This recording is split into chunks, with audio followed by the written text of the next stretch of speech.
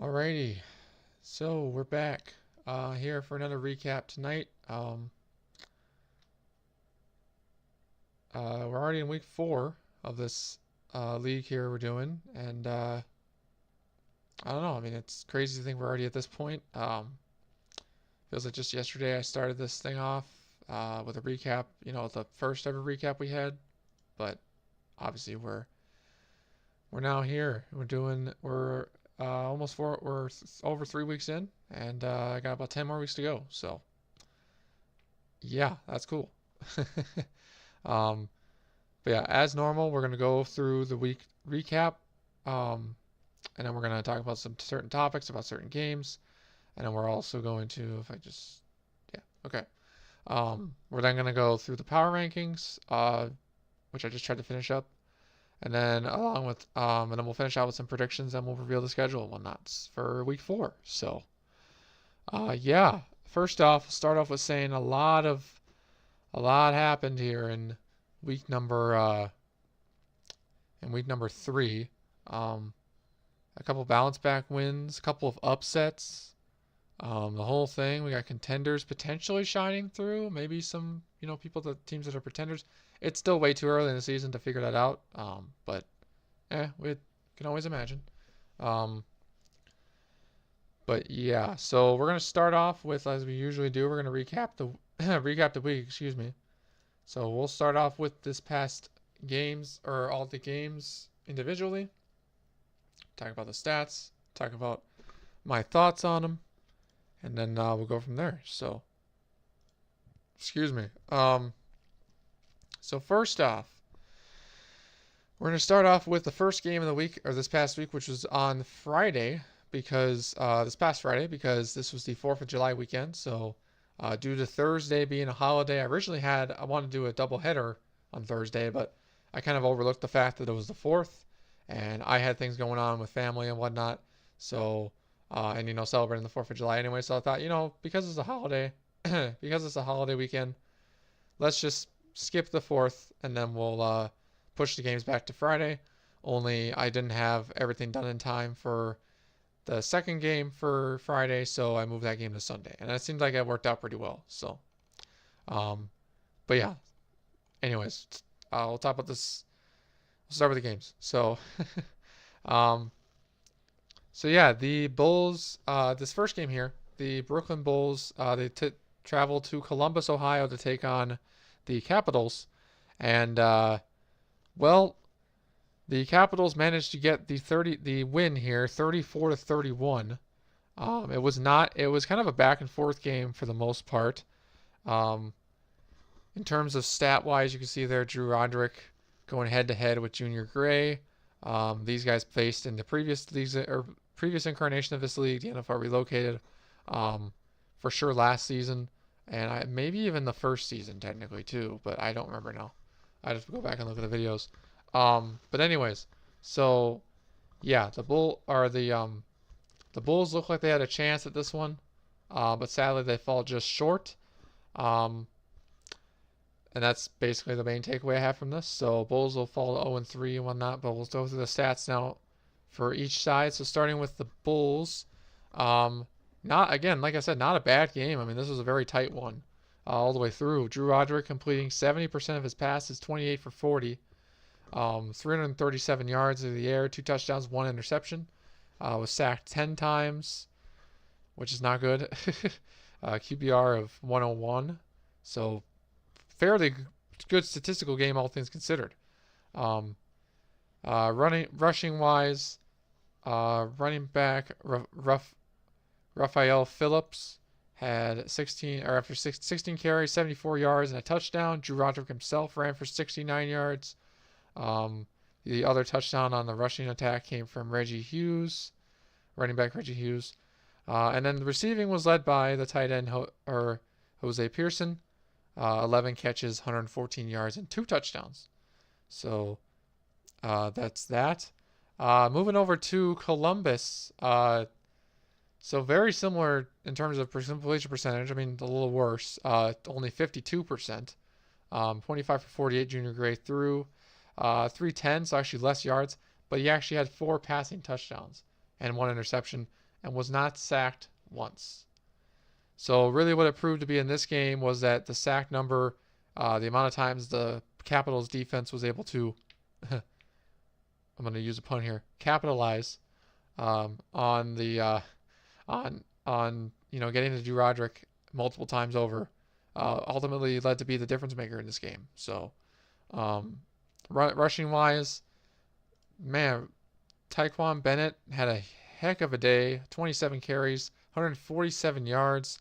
Sadly, no touchdowns on the ground, but based on how much his quarterback was throwing and making plays, it's not really that big of a deal at the end of the day. I mean, they almost, as you can see, it was a 3-point game, so a rushing touchdown would have helped. But they tried so hard, and the Bulls defense was able to stop them every chance they got. So, or most of the time at least. And then we move on to the leading receiver for Columbus, and like the Bulls, their tight end led the team in receiving with 6 catches, 132 yards, and a touchdown for Cliff Lambert. And then their second person, I didn't put it on here because he didn't lead the team in receiving yards, but an honorable mention goes to Cassidy Higgins, wide receiver, who had 4 catches for 81 yards and 2 touchdowns. Man was just, he was all over the place. So yeah, then moving on to defense for both sides. Obviously, we already talked about the Bulls let up 10 sacks, so the defense for the Caps was elite. For the most part, 2.5 sacks from for the Capitals from Rodney Fletcher, in particular. 1 interception came from strong safety Virgin Daniels. On the Bulls side of things, the interception from that Junior Gray threw came from Max Brown, cornerback, and then like I said, they were unable to sack Gray one time. So, and then as terms of their kicking teams, both of them were pretty accurate. Actually, they're both 100% on field goals. So, very good game for both of them as well. So, yeah, overall, very good game between these two teams. Very much looking forward to see what they do for the rest of the year. Unfortunately, though, the Bulls will fall to 0-3, so losing their first 3 games of the year. And the Capitals will move up to 2-1, so back over 500 after losing last week, or in week 2, to the Lumberjacks. So yeah, there's that. But now, speaking of the Lumberjacks, we're going to talk about them next. In their game, in the first of our games as part of the noon window on Saturday, between the Lumberjacks and the Mounties, and my goodness, a very high-scoring game here in Week 2, 46-4, even with the adjusted sliders, mind you, or I might add. In the end, this one again was very back and forth, but in the end, the Mounties will fall just short by 2 points, 48-46, and there's that. But looking more in depth at the stats, you get to see kind of why it was like this. So this was Joe Burrow versus Patrick Mahomes, which, I mean, in real life in the NFL, it's always a show when those two go play each other, or at least it has been in the last couple of years. So, in this league, it was bound to be something, right? Well, I'll tell you right now it was. So starting first with the Vancouver, Joe Burrow threw 27 for 38, so 71% of his passes, or completed 71% of his passes, 376 yards through the air, averaged about 10 yards a pass, and only 2 touchdowns, no picks, was sacked 4 times, QBR of 120. Very, very good indeed. He actually, and their backup quarterback even stepped in as well. I presume because Joe Burrow, if I remember correctly, he got hurt. Jeremiah Brown stepped in and threw 8 for 10, 91 yards. So, positive QBR for both teams, and yet they came up just short to Mahomes. Crazy. Their running back, Anthony Young, had a field day, 125 carries, 122 yards. Sadly, no touchdowns. Joe Burrow himself ran a touchdown in. That was exciting to see. The tight end, Donovan Stamper, ran a touchdown in. Receiving-wise, 2 receivers in the Mounties broke 100 yards. Greg Jennings with 149, and Damian Mitchell with 176. You combine there, you can tell why Joe Burrow had 300 yards passing. But the touchdowns coming from Adonis Holt and from Noah Odrick as well. Moving on then to Portland. Mahomes was a one-man show, so meaning his backup did not have to step in for him. He threw 72% of his passes, so just edging out Burrow on that end. 472 passing yards, so a little bit more. And then 3 touchdowns, and also he threw an interception. So there's that. But yeah, and then he was also sacked only one time. So a QBR of 116. But yeah, and then in terms of Mahomes, like, he was, like I said, on fire most of the game. Will Lowry, running back, ran 100 or only 85 yards on the ground, so not as dominant as Anthony Young for the Mounties, but still pretty good. Their tight end, Tyquan Carroll, ran a touchdown in on the ground. Yeah. And then in terms of receiving, similar to the Mounties, 2 receivers had over 100 yards, one of them being Shaquille Brown, who 172 yards and a touchdown. And then George Tompkins, 121 yards and a touchdown, both having 10 receptions. And nearly a third wide receiver hit 100 yards. Ben Henley also had a touchdown. So all 3 of those top receivers had touchdowns. Very, very nice indeed. Defensively, again, like this, as you can see from the high score, there was almost no defense between these two teams. The Lumberjacks got to Burrow 4 times. The Mounties got to Mahomes once. Mahomes was picked off once by cornerback Lance Woodson. But other than that, I mean, its defense was non-existent across the board. Special teams is doing good. I mean, this was just a plain old classic shootout. And the Lumberjacks ended up beating them by 2. So, obviously this is a rivalry game here this season, so we'll get to see these 2 teams play again, but not for a couple weeks. And it'll be very excited to see what they do as this game, if this game was anything to go by. So next time we'll be in Vancouver, and potentially with playoff implications on the line. We'll see. So yeah, now we're going to move on to our next game, which was the first upset of the week, or first major upset I consider, and that was the Steamers taking on the Black Knights in Paris, mind you, and beating them, ending their undefeated streak by beating them 37-21. So, unlike because obviously if you remember, the Black Knights got over that huge, very tight overtime game against the London Monarchs, and barely escaped. Excuse me. They barely escaped out of that game alive with an overtime touchdown win. But this game, I mean, they just kind of almost fell flat on their. They didn't fall flat on their faces. Brian Burbank went off, and there was literally they couldn't catch up. So speaking of Burbank, he threw 449 yards through the air, 2 touchdowns, no picks, sacked 3 times, 77% completion. His running back went off on the ground. Holy, 152 yards. Johnny Staley, 2 touchdowns. They had 2 receivers over 100 yards. Ernest Jordan, 123 yards and a touchdown, and then Darrell Locke, 104 yards and no touchdowns. Their other touchdown coming from their tight end Chip Snell. But yeah, overall a great game from the Steamers offense. It really came to life after getting their butts handed to them by the Elks last week, 55-3.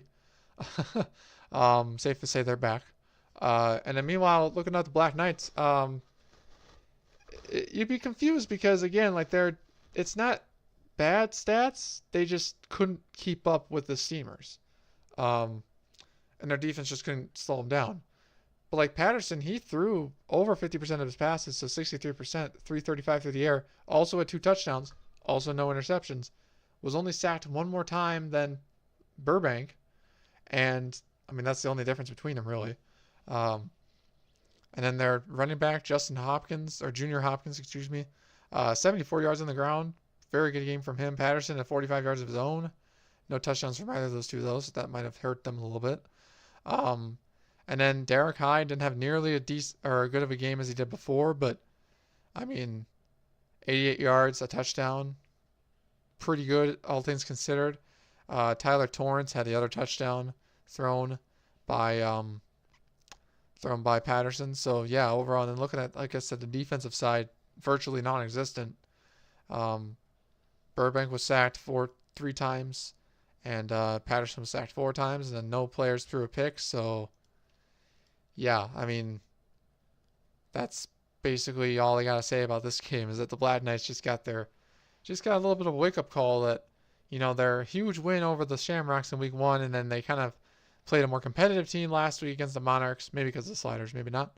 And then this week they got woken up a little bit, proving that they're not invincible, and they will fall to a team with a strong offense if their defense does not step up properly. So, congrats to the Steamers on this one. Black Knights fall 2-1, still leading the division, but they're tied with another team. We'll get to that in a little bit when we talked about the standings and all that. So, but yeah, now we're gonna move on to the next game here, which was the Riverhogs hosting the Rio Nighthawks, and the Nighthawks barely edge them out, 27-20. Greg Hyde had a pretty decent game, all things considered. Steve Dowling didn't have a bad game. He just wasn't his, as good of a game as he could have had. Greg Hyde specifically, 259 through the air, 2 touchdowns, 2 picks. But Dowling also had 2 interceptions too, but he threw 1 less touchdown. Eric McDonald had a great day on the ground, 31 carries, 127 yards. No touchdown, sadly, though. Greg Hyde even got in action in rushing, it looks like. And then their leading receiver was their tight end, Chris Brackett, for the Nighthawks side. 75 yards only, though. But they did have a receiver, Xavier Boston, have 2 touchdowns, though. So there's that. Meanwhile, looking at the Riverhogs offense, like I said, Dowling just had a down game. 229 yards through the air is not bad, but he threw more picks than he did touchdowns, so that didn't help him. Justin Lopez had an okay game, actually fairly good game, 89 yards on the ground. Richard Moulton had the only touchdown on the ground. And then in terms of receiving, they had their leading receiver was Jackson Smith and Jigba, once again, and 89 yards to the air and a touchdown. So, and then obviously for the defensive side, 2 interceptions thrown by both sides. Only Dowling threw to 2 different people, but Hyde threw to the same dude, which was Matthew Slate for your safety. But yeah, and then obviously, like I said, sacks was very limited for both sides. I mean, actually, looks like, yeah, Hyde was only sacked once, and Dowling was sacked 4 times. So, yeah, overall, the Riverhogs Dowling just wasn't very particular where he threw the ball. And, yeah, that's basically what the story of this game was. Nighthawks get the win on the road, and they're 2-1. Riverhogs fall to 2-1, so there's that. Or did they fall? No, they weren't 1-1. I think they won't fall to 1-2. Yeah, no, that's right. Anyways, so good win for the Nighthawks in that one. Let's see here.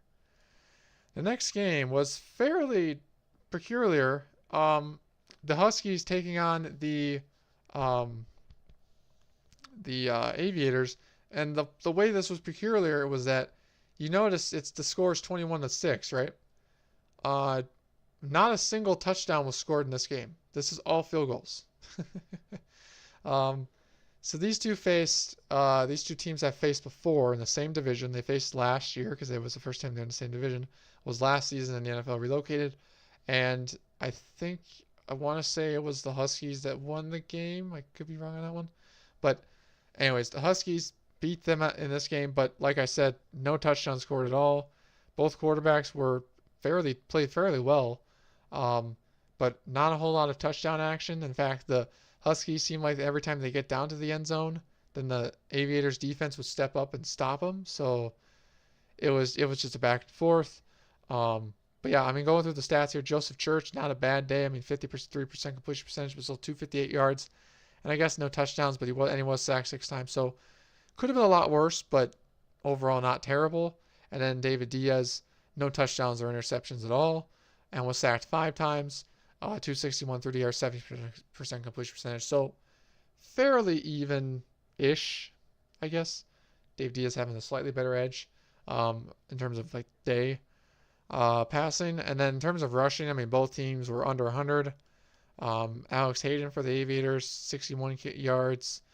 And then Jamichael Carroll for the Huskies, 88 yards. 31 carries, 88 yards. Ouch. That's not very efficient at all. Meanwhile, for the leading receivers for both teams, both of them were their tight ends again. So it's very tight end filled themed week this week. Justin Babber for the Aviators, 60 yards, 5 catches, so not terrible, but pretty middle-ish. I don't know. And then Darrell Matthews for the Huskies, 85 yards, 9 catches. So not a bad game, but definitely better. I mean, there are no touchdowns, like I said, receiving or rushing at all. Defensively, they were pretty even. As you can see, I mean, the Huskies just basically outlasted. The Huskies just got going more, and the Aviators just kept, I don't know, giving the ball away. And by giving it away, I mean turnover on downs or punting. So, but yeah, strange game, 21-6. Both teams have things to work on. Huskies move up to 3-0, one of the 2 remaining undefeated teams in the league. And the Aviators fall to 1-2. When they led, I think they were like 9 they had like 9, 10, 10-1 last year or something like that. Anyways, you guys won't see that because that league doesn't exist anymore. But anyways, there's that game. That's really all I can really talk about it, really say about it. All right, so now we're going to move on to our 3 p.m. games. We'll start off with game number 6 here, and that was between the Pioneers and the Condors in Sacramento, California. And the Pioneers getting a bounce-back win against the Condors. Condors fall to 1-2. Pioneers move up to 2-1 with a 31-24 victory. And yeah, a really good game. Malone looked probably the best that he has all season so far. 293 through the air, 84% completion percentage, 2 touchdowns. Well, sacked 5 times still, but you know, it's hard to it's easy to overlook that or it's not hard to overlook that when you have a QBR of 121. So, rushing wise, Jamal Bennett had a good game, 84 yards on the ground and a touchdown. The receiver, Jadavian Aiken, sorry, I keep saying that wrong, had 10 catches, 102 yards. The one touchdown, or one of the touchdowns came from Justin Henderson, another receiver, and another touchdown actually came from the fullback, Jonathan Montgomery. So, getting a little fullback action in there. I'd like to see it. Meanwhile, for the Condors, they also were a 2-quarterback system today, or in this game. So Jake McLean left the game early with an injury, and had to, he threw 1 touchdown, 1 pick, sacked 4 times, 217 passing yards though, 61% completion percentage. His backup came in to finish the game, Eric McNeil, and he had 66 yards and a touchdown, or 1 touchdown, 1 pick as well, similar to McLean, and only sacked 2 times, so about similar QBR. So, yeah. And then in terms of rushing, Devontae Howard had a field day, 118 yards and a touchdown. And then their leading receiver was our tight end, Joe Barnett, with 11 catches and 127 yards receiving. One of the receivers that had a touchdown was Marcel Richards, and then their other one was Grant Allen, the running back. So, yeah, overall, great gameplay by the Pioneers this time. They had, not so good game last week, bounced back this past week, and now they're looking forward to this coming week, where they will face, they'll face we'll get into that a little bit later when we reveal the schedule, but they'll be facing another division opponent this next week. So this was not a division game, but I just threw that out there. So, anyways, in terms of defense, like I said, Pioneers defense got 6 sacks total. Condors defense got 5 sacks, and both the quarterbacks on the Condors were picked off each 1 time. So that is that. Moving on here. The next game here's a division game. The Wizards taking on the Oilers in Houston, and they've faced each other before in Houston and in Orlando. Both times were actually, I think they faced in each other's before, but not since season 1, when they were in the same division last. Last year they weren't in the same division, but due to the realignment and a new league coming or whatever, I just had to make it, the whole East and West division or East and Western Conference, and literally like try to make it geographically Eastern and Western. So it ended up being just so happened that the Wizards fit best in the same division as the Oilers, so that's where they are. And no love lost for sure. 38-10, the Wizards get the win, bounce back win after their loss last week. Unfortunate loss last week to the Huskies. And yeah, so Trevor Lawrence did exit the game for a moment, but still a great game from him. Almost 400 yards passing, 3 touchdowns, no picks, sacked 2 times, doesn't matter. Jaquez Kinney had a great game as well, 87 yards on the ground and a touchdown. Their backup also had a touchdown, Kevin Holt. And then their leading receiver was Antoine Barton, who had 84 yards, although their leading touchdown scorer was Marcus Hancock with 2 touchdowns, and also 1 receiving touchdown from Jaquez Kinney on the ground too. So that's exciting. Meanwhile, over for Houston, I mean, Anthony Richardson trying his best. 177 yards in the air, so under 200 passing yards. It's very rare, I feel like, nowadays, unless you're like having not such a good game. He was sacked 6 times, didn't throw a pick, only 1 touchdown though to show for it. He ran 58 yards though, so used his legs a little bit. His running back, Deion Barnes, had a decent game, 62 yards after 22 carries. Not the very most efficient game, but serviceable. And then their leading receiver was Eric Toller with 72 yards and a touchdown. So, yeah, ultimately the Oilers just came up short, well short. Wizards dominated, and they get the win here, 38-18. Yeah, I mean, we'll have to look forward to when these two teams play next, which is in the next couple weeks, or it's like towards the end of the week. I forget now, but yeah. So, anyways, yeah, I mean, that's really all I have to say about this game. So, yeah, let's quickly move on here. It's not that I didn't have anything to talk about. I just, there's not a whole lot you can say when it's just you doing the broadcast, and it's there's nobody on the broadcast with me. / also when there was a blowout, 38-10. So, anyways. The next game we're going to talk about here, another good win for the Chicago Tigers with the return of Lamar Jackson, who's in the little thumbnail there, scorecard. Heck of a day from him. Jordan Love again throwing up good stats, but ultimately coming up well short. 55-37, the final score. By the way, this is with the adjusted sliders. I should have mentioned that before you all go off on me for it being an unrealistic game score. This is what we're rolling with, unless it gets really ridiculous or something. But until then, that's what we're rolling with. Anyway, so Lamar Jackson having another bounce back game. After missing last week due to injury. 30-74 through the air, 4 touchdowns, no picks, sacked 4 times, 72% completion percentage. His running back had a heck of a game. Jonathan Love, 186 yards on the ground. My goodness, 1 touchdown. Lamar had 72 and a touchdown. Their backup, Rashawn Palmer, had 3 yards and a touchdown. Like, all on the ground here. This is insane. Their leading receiver, they had 2 receivers over 100 yards. Marcus Anthony, the Tigers did specifically. And then Kyrie Weathers, with Kyrie Weathers getting the touchdown, in addition to Demetrius Fields, as well as DJ Moreland and the tight end Alex Keene. So, cool on that front. That's all that 55 points. Meanwhile, for the Blues, not the greatest start you want to see in a team like, 0-3, losing your first 3 straight. Jordan Love, though, trying to do all he can. 415 through the air, 4 touchdowns, 1 pick. Wasn't sacked at all. 102 yards on the ground for Greg Boykin and a touchdown. And 2 receivers over 100 yards.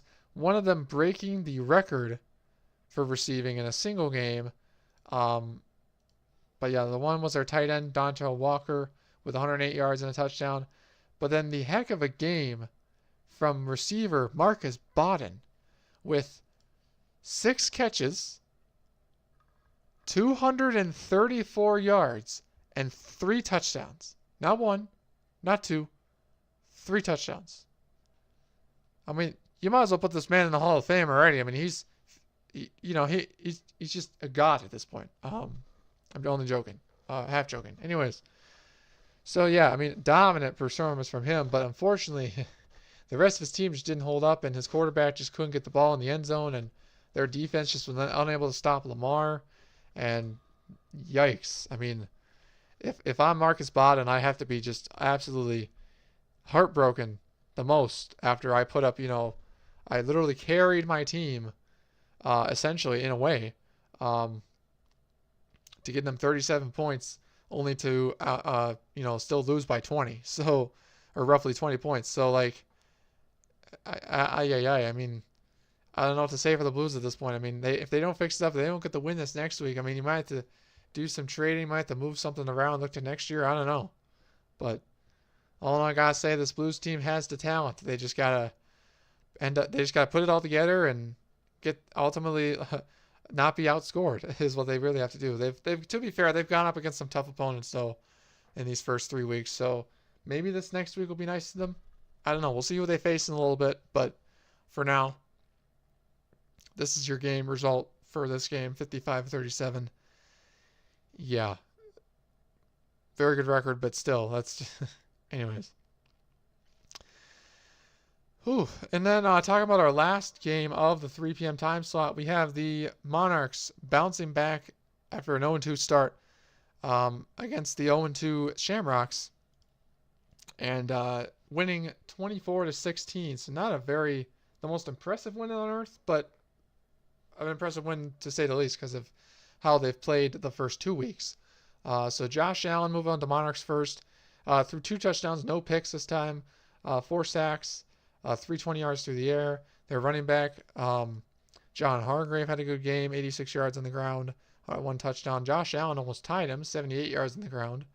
And then their leading receiver was Josh Nugent, who's become a very alpha-type wide receiver in a way, even though he's not the starter, I don't think.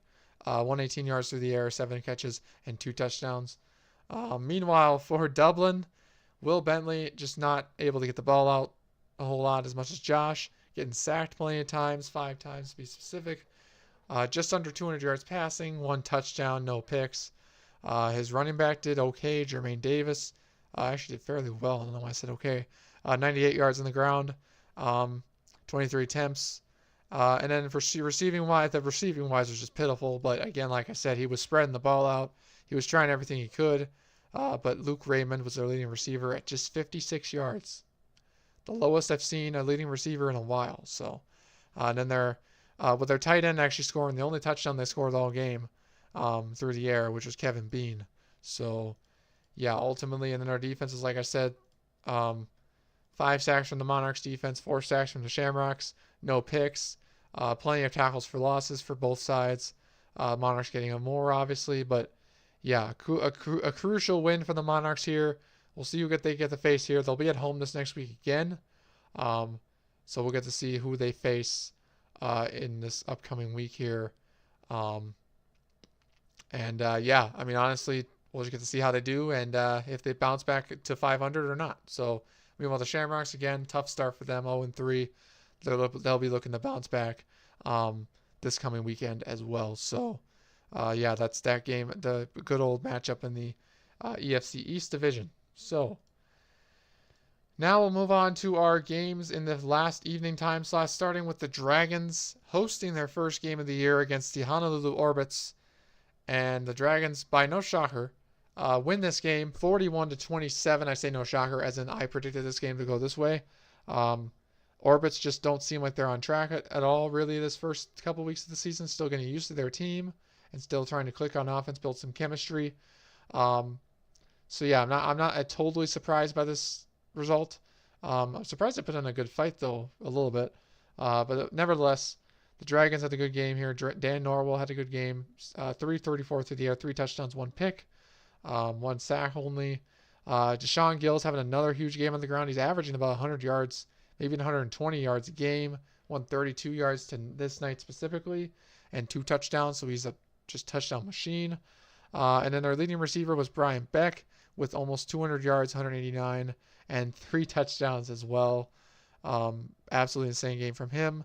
Moving on over to the Orbits. Tucker Finnegan, man, I mean, he's trying his best. 468 through the air, so almost 500. 2 touchdowns, 1 pick, sacked 3 times. His running, the Orbits running game is just pitiful to say the least. Steven Short is definitely probably not the guy. I mean, he's just very inconsistent to this point, only putting up 68 yards. I mean, he put up a touchdown. That's good and all, but it's not good when you're losing by almost 20 some points. So that's just my take on it. But anyways, their leading receiver was none other than Junior Minor, who's been having a good season so far-ish. 112 through the air. The lone touchdown, or one of the touchdowns, passing-wise, came from Tyron Lofton, their tight end, and then the other one came from the running back. I believe it was the running back. Yes, Larry Fender on the receiving end. So there is that. But and then, like I said, the defense for the Dragons, they get an interception and 3 sacks.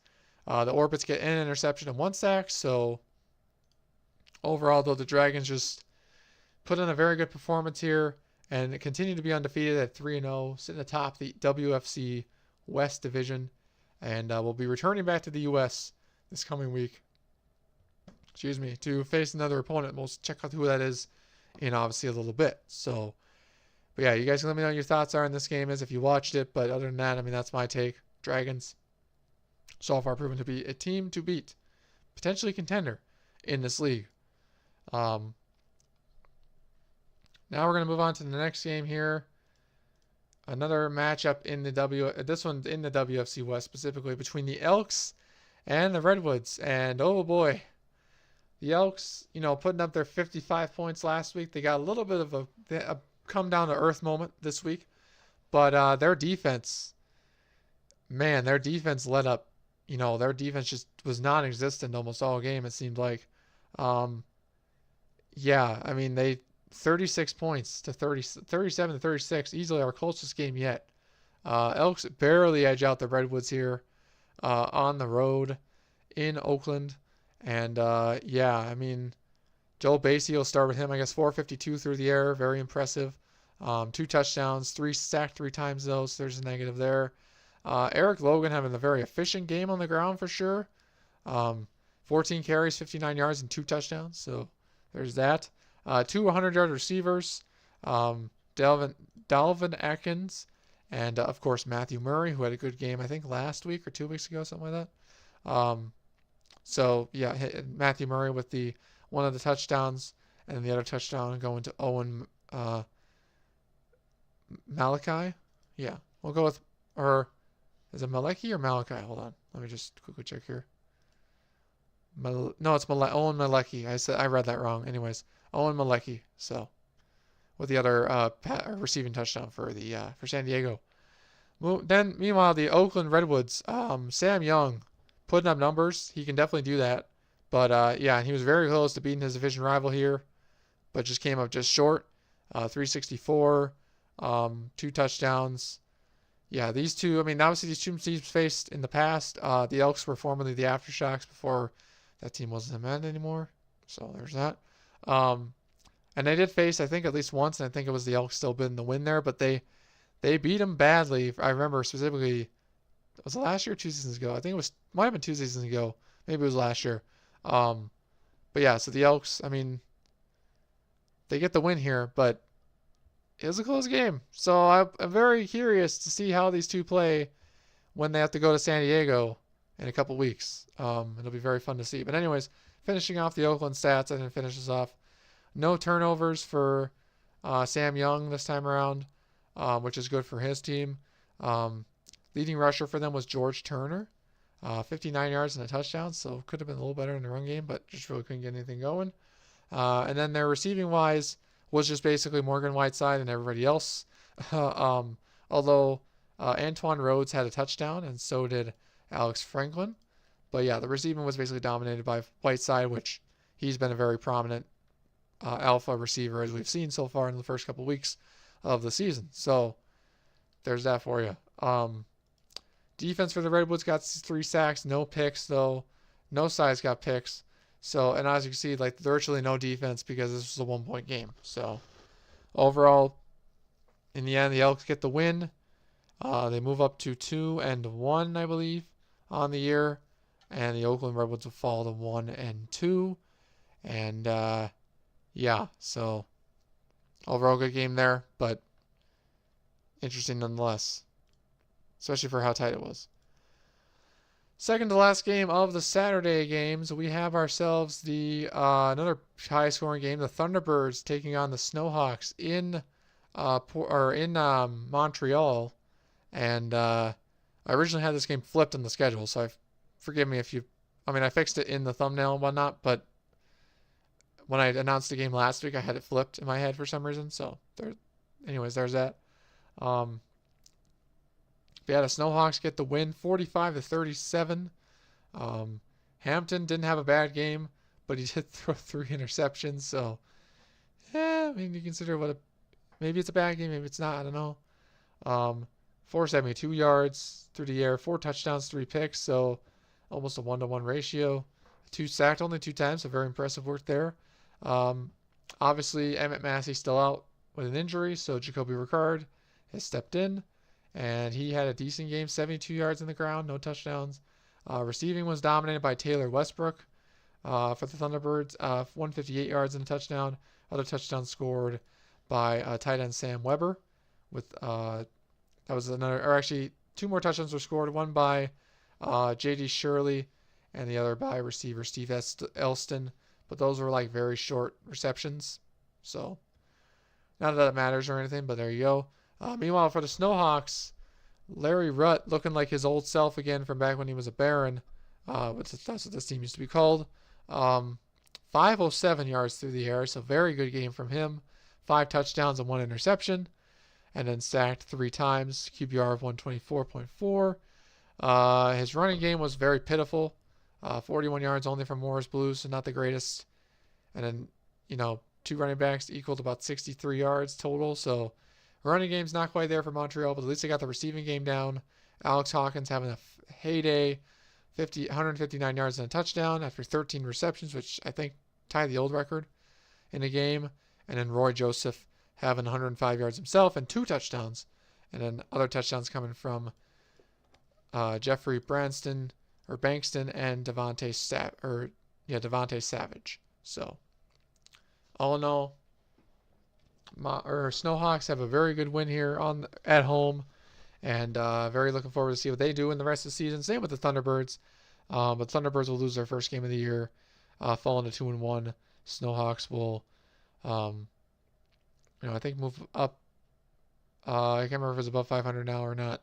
I don't remember. But anyways. But yeah, so that's that game. I know I kind of went through it really fast. And if I'm going through these too fast, I apologize. I'm really trying hard not to, but I don't know. Just trying to go through them slowly, but not like, like I want you guys to understand me. Even though I feel like I'm going too fast still. But anyways, last game of the Saturday games, we had the Antlers taking on the Albuquerque Armadillos. This one I had flipped as well initially for some reason. I don't know why, but I fixed it. Antlers getting a huge win over the Armadillos. Armadillos losing their first game of the year, 2-1 on the season. Antlers putting up 45 points. Very good game from Jadarius Herring, 292 touchdowns. Their rushing game was good. Deontay Golston with 2 touchdowns too. Their receiving game was very lackluster, surprisingly. I think they honestly just, took advantage of turnovers, if there were any, and they just ultimately managed to stay ahead of the Armadillos the whole time. Looking over at Michael Sullivan's stats, 334 is a very good numbers again. Or I shouldn't say very good, very high numbers, like he's used to doing, and only 1 touchdown, 1 pick. 10, but he was sacked on the flip side. He was sacked 10 times. So this pass rush for Anchorage could be a potentially lethal one in the league if nobody's careful. Then Matthew Fowler having a down game after his first 2 dominant games. Only 73 yards. Still pretty solid, though. Sullivan getting in on the rushing game a little too, with 20 yards. And then their leading receiver was Quayshawn Smith for the Armadillos, 130 yards. The lone touchdown coming from Chris Verdon. Remember him? He's been very silent so far since week 1, so not sure what's going on over there up there in Anchorage, but sure if anything's going on in the locker room or anything, they would inform me about it, and we'll probably find out shortly. But or we'll find out when we find out. But I don't know. We'll see. And then I guess meanwhile, looking over at the Antlers again, I think I've said this already, but I probably haven't. The 2 touchdowns came from 2 receivers, Deshaun Lawrence and from Andrew Davis, respectively. So, but yeah, in terms of defense, like I said, no interceptions, or 1 interception for the Antlers, none from the Armadillos, and 10 sacks from this Antlers defense. I hope this defense goes up in rankings. I'm pretty sure they have, but I would not be surprised if they have, if whatever happens. So, but anyways, that's already the last game of the week that I have to talk about. I know it was like not a whole lot of time, but I'm not trying to rush this or anything. I'm just like, that's what I have to talk about. I mean, that's a blowout win. So Antlers move up and getting close with the, I think it's the Dragons. Yeah, trying to stay pace with the Dragons. But yeah. Anyways, or not the Dragons. The Lumberjacks and the Pioneers and the Condors. No, not Pioneers. Condors, Mounties, and Lumberjacks. That's what their division they're in. I don't remember what division they're in for some reason. Anywho, but yeah, so now we're going to move on to our final 3 games of the week. So all were live, streamed live at least. The last game was not commentated over, and I'll explain why that was in a moment. But game 14, which is supposed to be game 1, but I moved it back twice, so there you go. The Golden Eagles hosted the Dreadnoughts, and it was a very exciting game, back and forth for the most part. The Golden Eagles managed to outlast them 37-30. Dreadnoughts trying to come back and win, but just the Golden Eagles the Dreadnoughts ran out of time. John Bradley having a heck of a game, 394 yards, 2 touchdowns. Matt Maynard having a good game on the ground, 2 touchdowns as well. So Dobson having a good game, 91 yards. So really, I mean, it wasn't that, the Dreadnoughts just couldn't get any offense going. They got offense going. They just couldn't stop the Golden Eagles on defense. Ben Saunders had a good game for the Golden Eagles. CJ Stroud had a good game, 347 through the air, 3 touchdown passes, no picks. And then Justin Mullins having a good game as well, 100 yards. No touchdowns as well, though. Let me look at this more detailed box score here. And the touchdowns for the Dreadnoughts came from Emmett Peck, wide receiver Emmett Peck, and halfback Matthew Maynard as well. So, yeah, all in all, I mean, the Golden Eagles got to debut their new uniforms because if I haven't said this already, but so a lot of these uniforms are not the Madden ones. And the reason why is because I didn't like them. So some of this is modded. So this is partially modded. This is partially why it's on PC this season, is that I could mod it and I could add my own uniforms and modify the schedule and whatnot. So a lot of these uniforms that you see that are not Madden based or not the original Madden uniforms are from the modded Madden community. And the person I was getting the uniforms from just using them for this league, they finally released a couple more. First for the Golden Eagles and for the Sentinels, who we'll see in a moment. But yeah, so the Golden Eagles have finally some new uniforms and look much better than the other ones. I just really wish, I just can't wait till the next Madden comes out to see what we can do with that, with Team Builder. But until then, this is what we have to deal with, so it's fine. But that's all I got to say about that one. So yeah, but in terms of defense, I mean, Rashawn Bradley I don't have it on here, but he was sacked 8 times. So pretty crazy and sat there. But yeah, I mean, that's all I got to say on that. The one touchdown, by the way, or one of the touchdowns, or actually, yeah, for touchdown scores, Juwan Sears had a touchdown for the Golden Eagles, and Joey Looker had 2 touchdowns. So very good game from him as well. But all in all, the Golden Eagles get another win here in a row, and they move on to 3-0. Dreadnoughts have another heartbreaker and fall to 0-3 on the year. So, but now we'll move on to after that, the next game, which is the originally scheduled game for Sunday night, which was the Voyagers taking on the Sentinels, and the Sentinels falling. Another upset game. Voyagers getting their first win of the year in big fashion, 42 to. I have that wrong. That's funny. I didn't change the score, but it's supposed to be 42 to 21, not 42 to 37. So that's on me. I'm human. It happens. We make mistakes. But the stats are right. So that being said, here, Dylan Pierce again stepping in for Bryce Young.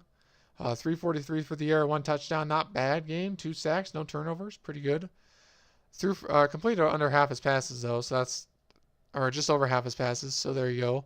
Andrew Overstreet had a decent game. 51 yards, 2 touchdowns from him. So very good game for him. Jared Dishman, the tight end filling in for Kyle Pitts, had 84 yards as their leading receiver. So kind of explains why they weren't able to keep up with the Voyagers as much. And then speaking of the Voyagers, Justin Herbert, no interceptions, no sacks either. Didn't take no sacks. Had a nearly perfect passer rating. 5 touchdowns, 408 yards through the air, 73% completion percentage. I mean, he struggled in week 1. He somewhat struggled in week 2, which is why they ended up 0-2. He went off in this game on the road and couldn't have asked for a better game from him, honestly. But anyways. And then we got the rushing game. Pretty even between running back Cameron Hennings and Melvin Van Dyke. Hennings went out of the game for a while, so that's why Van Dyke had to come in. And in terms of receiving wise, 200-yard receivers for the Voyagers. Pretty similar, identical stats as well.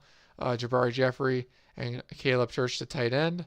So 2 touchdowns from Jeffrey, by the way, and the other touchdowns coming from Nico Lopez, Andrew Foster, and Cameron Hennings on from the receiving end of things. So, but yeah, all in all, a great bounce back win for the Voyagers, getting their first win of the year. Sentinels sadly falling down 2 games after losing Bryce Young to injury, and they'll have to hopefully look forward to bouncing back this week, assuming they get Bryce Young back. I'm not sure how that will look, but we'll see. But yeah, all in all, like I said, no sacks for the Sentinels defense, which is probably why they fell down by 21 points. 3 touchdowns. And then the Voyagers had 2 sacks. No picks, and Dylan Pierce did fumble the ball once, though. So there's that. But I know I just went over that in like 3 minutes. I'm trying to pace myself here, but it's all in all, very good game for the Voyagers. That's all I really got to say about it. So, but then moving on to the last game of the week, the one I actually meant to commentate over, but I did not because I was behind schedule and I just did not feel like commentating. So, yeah, you had to just listen to the game sound, not the commentators. I didn't put you guys through that again. It's fine. But yeah, so the Bisons taking on the Desperados.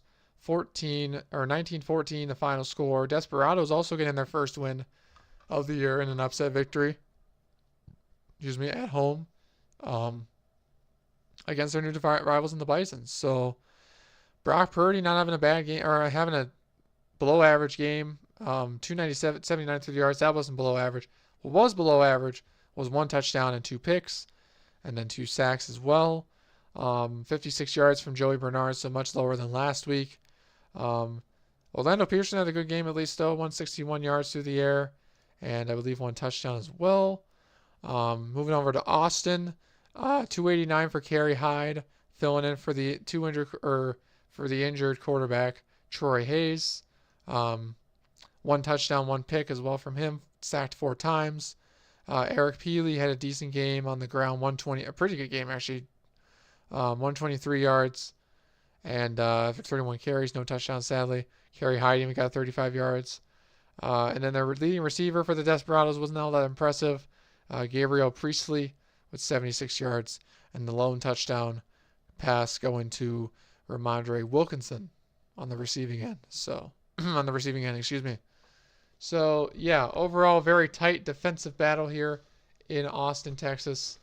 But the Desperados upset the Bisons, getting their first win of the year, and now look forward to hopefully they're hosting another division opponent on the road this time. And yeah, we'll see how they do in that game there. So, but yeah, I mean, again, like I said, one interception from the Bison's defense from DeMarcus Love. And actually, yeah, and then 2 interceptions from the Desperados defense, one from Nolan Hoskins, and the other, of course, from Roman Martin. And yeah, I mean, overall, Desperados got the win here, and that's basically all we need to discuss. So yeah, good job for Austin getting their first win. Looking forward to see what they do for the rest of the year. So, but anyways, so that is that's every single game now recapped quickly. I didn't want to try and do that quickly, but I want to give you guys quality recaps as much as I can for those of you that are watching. But yeah, so anyways, now we're gonna move on to the power rankings for this week, and I need to actually make sure that the power rankings are here, and they should be, but there they are. Ignore the numbers. I just realized that before this stream I didn't have this done, so I did it quickly. They're in the right order, but not in the right changes. So if you're someone that likes looking at that, that's my fault, but it's fine.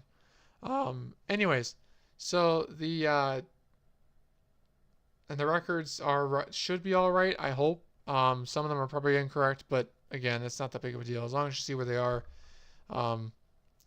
But yeah, so briefly discussing the power rankings. So the Huskies have taken the top spot next to Golden Eagles, being the only 2 remaining undefeated teams in the league. The Wizards dropped to 3.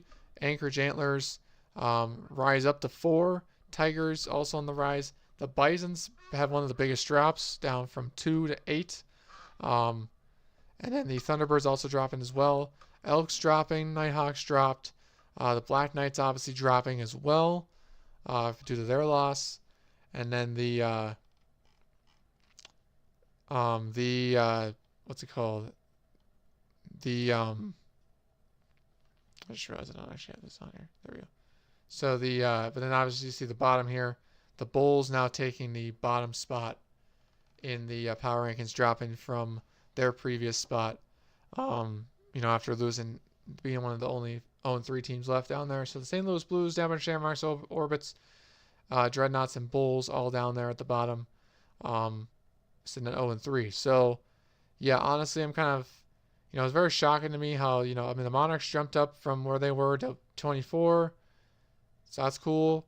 But overall, that's just showing you guys the power rankings, give you guys his thoughts and opinions on where you think teams should be. Maybe they're in the run spot, maybe they're not. This is going off the game. So, and I just realized that this does not say week 4. So let me fix that. Still work in progress, guys. Still work in progress. But yeah, overall, I don't disagree with the top 10. Yeah, look forward to see how it all evolves and changes and whatnot, and I'll voice my opinion when I do feel it should change. So, but now I'll briefly bring up the offensive and defensive rankings. So the Elks now take the top offensive spot if they didn't have it already. Tigers number 2 in that, Voyagers number 3, Antlers number 4, and Wizards rounding up the top 5. Bottom 5 offenses, the Dublin Shamrocks are in last place. I'm not showing this on the screen. I'm showing this my franchise tool. I'll just show you guys, or I'll just tell you guys. Desperados having the 31st ranked offense, Oilers 30, Aviators 29, and Pioneers 28. So Pioneers have a 28 offense, but on the flip side, they got the number 1 defense at number 1. The Aviators at number 2. So interestingly, the Aviators, they have a bottom 5 offense, but a top 5 defense. So, okay. The Armadillos sitting at 3 for defense. The Monarchs now sitting at 4, and the Bisons sitting at 5. So, and then the defensive power rankings, bottom 5 list here. The Montreal Snowhawks in at 32, the Lumberjacks at 31, the Capitals at 30, Vancouver at 29, and Melbourne Riverhawks at 28. I mean, honestly, the amount of points these guys have been letting up each week has been ridiculous, especially the Lumberjacks and Snowhawks. So, I'm not surprised they're down here at the bottom. Same with the Capitals. But, yeah. So, anyways, that's just a couple of highlights from the rankings and the power rankings, in case you guys are curious. Let's see. I guess I can talk about the... I guess we can move on to our last section, which is going to be indeed the schedule for the week. Yeah, this upcoming week 4 schedule. So without further ado, I guess we can reveal it in right here. So here is the week 4 upcoming schedule here for this week. We have a doubleheader scheduled for Monday night. It's going to be a late Monday night, at least for me. But yeah, we'll start from top to bottom. We'll go through each game. I'll give my comments on it as we go through the games. I'm not going to go through all of them and then give my thoughts. So individually. So the I'll pull up the My Franchise tool, which has usually the spreads. We're not betting or anything. It just shows the game spreads. But I'll just give my opinion on who's going to win. So actually, you know what? I'm not going to do that because I've already started to record some of the games. So anyways. But so first, starting up tomorrow night at 7 Central, we have another game featuring the Sentinels on primetime. Sentinels versus the Dreadnoughts in San Antonio. And I think, I mean, the Dreadnoughts have been hit or miss this year. They're 0-3. Sentinels have been all right. I'll actually take I usually take the home team, but I'll take the Sentinels in this one. I think they're going to win, but probably by only a couple points will be my guess. It might be a high-scoring game, though. We'll see. But give me the Sentinels to win that game on Thursday night. Moving on to Saturday. Moving on to the Saturday games. First time slot of noon. Central, we have the Huskies and the Wizards. And actually, this would have been a really good game to have on prime time, but since it's 2 undefeated teams at this point in the year. Or actually, wait. Is it 2 undefeated teams? I must have misspoke earlier. Yeah, so the Wizards are actually another undefeated team. I just completely forgot about that. So technically 3 undefeated teams: the Huskies, the Wizards, and the Golden Eagles. So yeah, so the Wizards undefeated as well as the Huskies. I like the Huskies, but give me the Wizards in this one. They're at home. Gonna be behind the home crowd. Just give me them to win this game. I won't be able to say about how much, but it's going to be a high-scoring game. And then moving on to the next game, Voyagers taking on the Capitals. Voyagers just had the bounce-back win. Capitals been pretty good, but letting up a lot of points. Give me the Capitals. I like the Voyagers. I know they bounced back last week, but give me the Capitals. I'm not too sure Justin Herbert's got back quite yet, so I'll take the Capitals in this one. Then moving on to the next third game of this, whatever, in this time slot. Elks taking on the Riverhogs. Give me the Elks by like 3 points. And then moving in the last game, Snowhawks taking on the Tigers. I like Lamar Jackson. Larry Rutt has been okay this season so far, but give me the Tigers. They're going to do it at home. They're going to beat them. It's going to be a good game. But there's my picks there. And then Saturday, so moving on to the next time slot, I should say Saturday at 3, we have the rematch of week 1 in the Lumberjacks and Antlers already, this time in Anchorage, Alaska. You know what? This one could be sneakily close, but I remember, the last time Mahomes threw 7 interceptions. I don't think that's going to happen again, but I'll take the Antlers to win this game again because I feel like they're just going to, I don't know, like, something tells me the Lumberjacks are going to look like they have things figured out now that the sliders are adjusted, but I think they're still going to lose to the Antlers, and it's going to be kind of funny to watch, but I don't know. But give me the Antlers by at least 3 points. I'll take that. If I had to bet on it, I'll take that spread. Then we have the Mounties at the Condors. Joe Burrow. Give me Joe Burrow. Not betting against Joe Burrow in this one. Give me Joe Burrow by 3. At least 3 or more points. Maybe 5 or more. No, do 5 or more points. I'm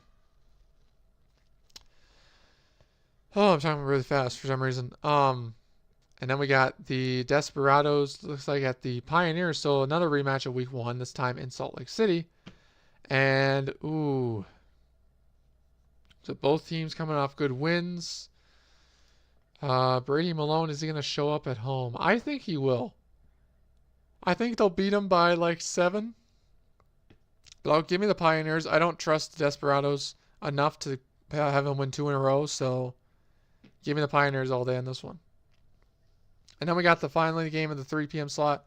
The Bulls taking on the Aviators. A new division rivalry game here in the GSFL. Aviators just put up 6 points last week to the Huskies. Both field goals. Bulls had a really good game. Came up just short against the Capitals.